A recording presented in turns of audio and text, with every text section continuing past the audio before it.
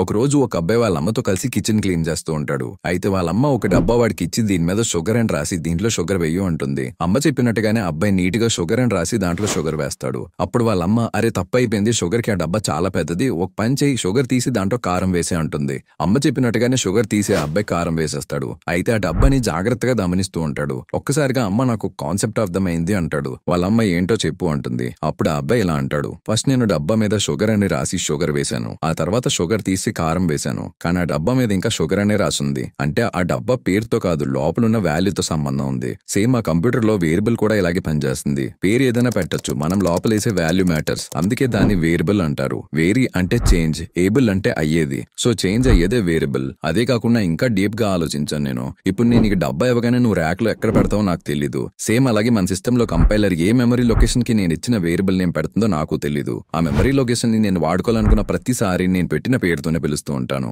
అందరూ అంటారు కదా variable name number special character తో స్టార్ట్ అవ్వకూడదని. కానీ ఇప్పుడు దానికి కారణం అర్థమైంది. ఎందుకంటే ఒకవేళ నంబర్ తో స్టార్ట్ అయితే దాన్ని నంబర్ అనుకోవాలో లేదా వేరియబుల్ అనుకోవాలో దానికే తెలీదు. మెమరీ అజైన్ చేయకుండా ఎర్రర్ ఇస్తుంది. వేరియబుల్ రాయడానికి రూల్స్ అండ్ ఇంగ్లీష్ లో దాని డెఫినేషన్ డిస్క్రిప్షన్ లో ఉన్నాయి. ఈ స్టోరీస్ తో సిరీస్ ని కంటిన్యూ చేయాలనుకుంటే ఫైట్ సింబల్ తో కామెంట్ చేయండి.